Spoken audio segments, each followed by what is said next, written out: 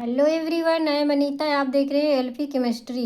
इसके पहले कॉलिजन का जो कॉलिजन थ्योरी है उसका डेफिनेशन या फिर कहें कि उसमें कैसे कॉलिजन होता है, इसका हम डिस्कस कर चुके हैं इसके पिछले वीडियो में। इसको हम बाई मॉलिक्यूल में कैसे कैसे होता है इसको हम और डिटेल में पढ़ेंगे आज। तो उसमें पढ़े थे कुछ चीज़ें, काफ़ी चीज़ें पढ़ चुके थे। जो लोग नहीं देखें वो लोग जाके पिछला वीडियो देखें। ये है हमारा, इसमें क्या कह रहा है, collision theory for by molecular reaction. मतलब जो भी कॉलिजन होता है उसके लिए दो मॉलिक्यूल तो मस्ट बी, मतलब दो मॉलिक्यूल अनिवार्य है। दो मॉलिक्यूल रहेंगे, फिर इस रिएक्शन में क्या होता है उसको देखेंगे। इन ये बाई मॉलिक्यूलर रिएक्शन, मतलब जो कॉलिजन है इसे हम बाई मॉलिक्यूलर रिएक्शन भी बोलते हैं, बोल नहीं सकते। मतलब ये क्योंकि दो मॉलिक्यूल रहे तभी टक्कर होंगे। कॉलिजन मतलब होता है टकराव। तो जब तक दो मॉलिक्यूल नहीं रहेंगे तब तक टकराव होगा ही नहीं। तो इसमें क्या कह रहा है, इन ये बाई मॉलिक्यूलर रिएक्शन, मतलब ये जो कॉलिजन रिएक्शन होता है उसे हम बाई मॉलिक्यूलर रिएक्शन बोलेंगे। In in order that two molecules में रिएक्ट, मतलब इस ऑर्डर में जो होता है दो मॉलिक्यूल्स रिएक्ट करते हैं। फिर आगे क्या है, they should not only collide but the collision must be associated with sufficient energy so that the molecules are activated. मतलब ये कह रहा है ये केवल कोलाइड नहीं करता, मतलब एक जो कोलिजन होता है वो हमारे लिए ज़रूरी क्या है, इसके लिए एक सफिशियंट एनर्जी होना चाहिए। एक सफिशियंट एनर्जी होगा, और जब सफिशियंट एनर्जी होगा, प्रॉपर टकराव होगी, प्रॉपर कॉलिजन होगा, तब उसे हम बोलते हैं एक्टिवेटेड मॉलिक्यूल्स, मतलब एक्टिवेटेड कॉलिजन बोलेंगे। जब कोई भी रिएक्शन करके वो प्रोडक्ट में फॉर्म होगा तभी तो वो एक्टिवेटेड, मतलब एक्टिवेट होगा, एक्टिवेट होके तभी तो प्रोडक्ट में फॉर्म होगा। ये रहता है। क्या है, this means that all collision not effective, मतलब ये कह रहा है इसका, जैसे कि एक सफिशियंट एनर्जी होगा तभी मॉलिक्यूल्स जो हैं एक्टिवेट होते हैं। लेकिन यदि ऐसा नहीं हुआ तो वो कॉलिजन इफेक्टिव नहीं होगा।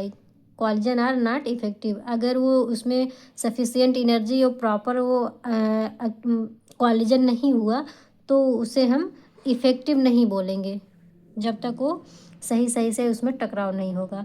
आगे है, the number of effective collision is only a fraction of the total number of collision. जो इफेक्टिव कॉलिजन होते हैं उसी उसी को हम अपने कॉलिजन टोटल नंबर में उसको ऐड करते हैं। जो पूरा पूरा इफेक्टिव कॉलिजन होगा उसी हम अपने टोटल कॉलिजन के टोटल नंबर में ऐड करेंगे। नहीं तो वैसे तो थोड़ा बहुत तो ढेर सारे जब मॉलिक्यूल रहते हैं थोड़ा बहुत टकराव साइड से हल्का सा ऐसे तो होता ही रहता है। लेकिन जो टोटल नंबर में काउंट होता है, जो प्रॉपर एनर्जी और प्रॉपर टकराव होता है, उसी को हम केवल टोटल नंबर ऑफ कॉलिजन, मतलब कॉलिजन की संख्या जितना होती है अगर अच्छे से हो रहा है उसको हम उसी को ऐड करेंगे। और जो थोड़ा बहुत या साइड साइड से टकराव होता है उसे हम कॉलिजन के नंबर में ऐड नहीं करते हैं। इसका कहने का मतलब ये है। फिर आगे देखेंगे, ये प्रोसेस होने के बाद उसमें जो एक रिएक्शन रेट आता है, जैसे टेकिंग द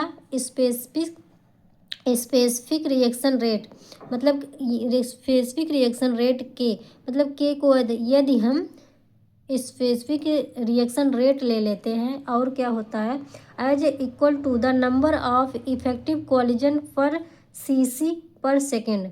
जो इफेक्टिव कॉलिजन होते हैं उसे हम सीसी पर सेकेंड में उसे हम नापते हैं। फिर क्या होगा, if Z is the number of molecule per cc taking part of the collision, मतलब जितना कॉलिजन होता है उस नंबर को, उस संख्या को हम जेड से रिप्रेजेंट करते हैं। और क्या है, and F is the fraction of those molecules that are activated. अगर एफ को हम उससे बोले जो जितना टकराव होने के बाद जो एक्टिवेटेड मॉलिक्यूल रहते हैं उसे हम एफ से रिप्रेजेंट करते हैं।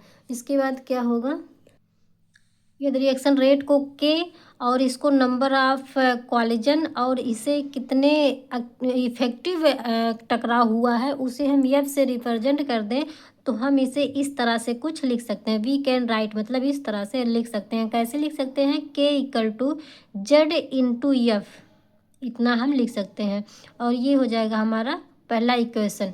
इसमें क्या है देखिए फिर, नाउ अब according to kinetic theory of gases, gases के काइनेटिक थ्योरी के अकॉर्डिंग देखेंगे तो क्या होगा, the fraction of the molecule in a gas processing energy greater than a particular value E, E या फिर ई ये भी लिख सकते हैं, कोई दिक्कत नहीं है। मतलब जो फ्रैक्शन मॉलिक्यूल के फ्रैक्शन होते हैं जब हम गैस पास करते हैं उससे ज़्यादा एनर्जी ग्रेटर मतलब एनर्जी को ज़्यादा करते हैं किससे, दैन पार्टिकुलर वैल्यू ई, ई से ज़्यादा एनर्जी पास करते हैं तो क्या होता है, ये इक्वेशन हम लिख सकते हैं F equal to delta N upon N. F equal to इतना होता है डेल्टा एन अपान एन।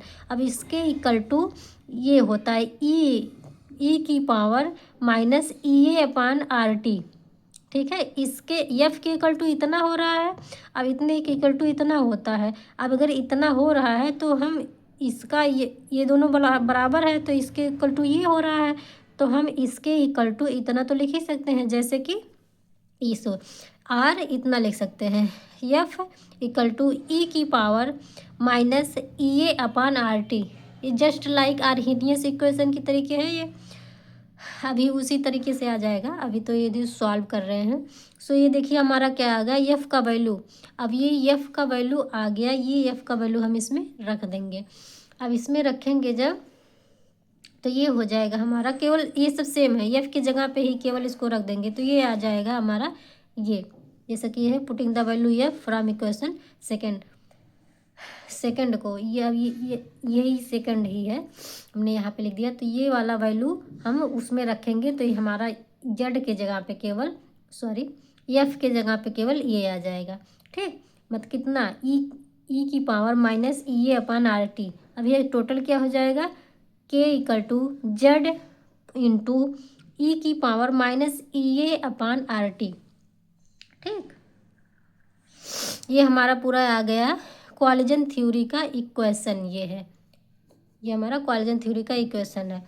अब ये देखिए जो आर्हीनियस इक्वेशन होता है जस्ट लाइक उसी की तरीके ये है। तो ये हमारा आज के लिए ये कंप्लीट हुआ। सर तबीयत ठीक नहीं, गला भी सही नहीं है मेरा। सो ये हमारा आज का पूरा हुआ collision theory. So next video में देखेंगे नेक्स्ट टॉपिक। और आज के लिए इतना ही। अगर वीडियो थोड़ा सा हेल्पफुल और थोड़ा सा पसंद आया हो तो प्लीज़ लाइक और सब्सक्राइब ज़रूर करें और अपने फ्रेंड्स में भी इसे शेयर करें जिससे कि इसे देखें सब लोग। सो आज के लिए इतना ही, मिलते हैं नेक्स्ट वीडियो में, बाय बाय।